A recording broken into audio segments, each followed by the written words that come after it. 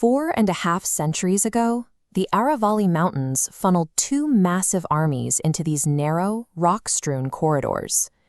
This is the Haldighati Pass today. Recently, the Archaeological Survey of India installed new commemorative plaques here, sparking an immediate and public uproar over the text inscribed on them. The markers omit the name of the man who commanded the Mughal army during the battle. Instead, the text describes the conflict as a direct engagement between the local ruler, Maharana Pratap, and the Mughal Emperor Akbar. The commander missing from the record is Raja Man Singh. His name was removed from the site because his identity complicates the simplified historical narrative often favored by modern political groups. These modern edits show that 1576 remains a contested date. When historical figures are chiseled off public markers, the battle has shifted from the soil to the script. The records reveal a situation that resists easy categorization. Akbar Man Singh was a Hindu Rajput king leading the forces of a Muslim emperor against another Hindu Rajput king. Man Singh and his opponent, Maharana Pratap of Mewar, were both high-ranking Rajput leaders. They pursued opposite strategies for survival as a large empire expanded into their territories. Framing Haldighati as a clean religious war ignores the geopolitical reality of the 16th century, where local alliances often crossed religious lines for the sake of regional stability.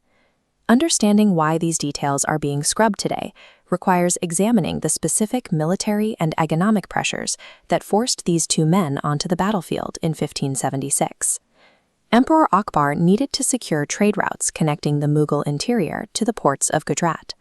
The kingdom of Mewar sat directly across these routes. Because Maharana Pratap refused to grant the Mughals passage, his kingdom became a primary military target.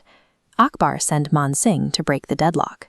Knowing he was outnumbered, Pratap used the Aravalli Hills as a natural fortress, forcing the Mughal advance into the steepest parts of the terrain. The armies met inside the narrow pass. Contemporary accounts describe a chaotic engagement, where the restricted space turned the battle into a series of disconnected, violent collisions between elephants and infantry.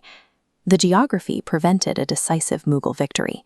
The terrain stalled the imperial advance and resulted in an inconclusive, high-casualty stalemate. Maharana Pratap eventually withdrew from the pass. Riding his wounded horse Chetak, he retreated into the mountains to begin a lifelong guerrilla campaign. Man Singh held the ground but refused to pursue Pratap or pillage the surrounding villages. This decision led Akbar to strip Man Singh of his imperial honors and ban him from the royal court. Without a clear surrender, the battle's history split into two paths. Persian court historians recorded the day as an absolute Mughal triumph. Meanwhile, Mewar's bardic traditions preserved a different version, focusing on Pratap's survival and continued resistance as the true victory.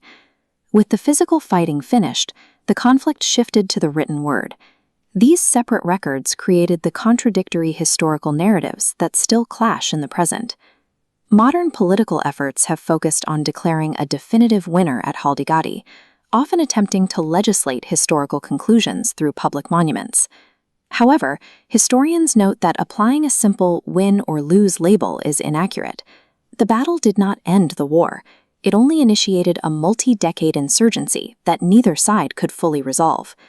Removing Man Singh from the story obscures the role he played. While often labeled a traitor today, he used his position in the Mughal court to rebuild thousands of temples and patronize Hindu scholars like Tulsidas. Replacing Man Singh with a simpler narrative removes the specific political maneuvers and difficult moral choices required to maintain regional influence under an expanding empire. While Man Singh chose a strategy of internal influence, Pratap chose absolute remote resistance. The massive walls of Kumbhalgarh Fort stand as the physical result of that choice. These two men left behind a mountain of contradictory evidence. Modern plaques attempt to condense that volume of information into a single, unconflicted paragraph. Haldighati remains a point of contention because the facts of the battle do not fit into a neat story of good versus evil. The struggle over these plaques is an attempt to settle a centuries-old stalemate. Every name deleted from a marker changes how the public identifies with the origins of their own history.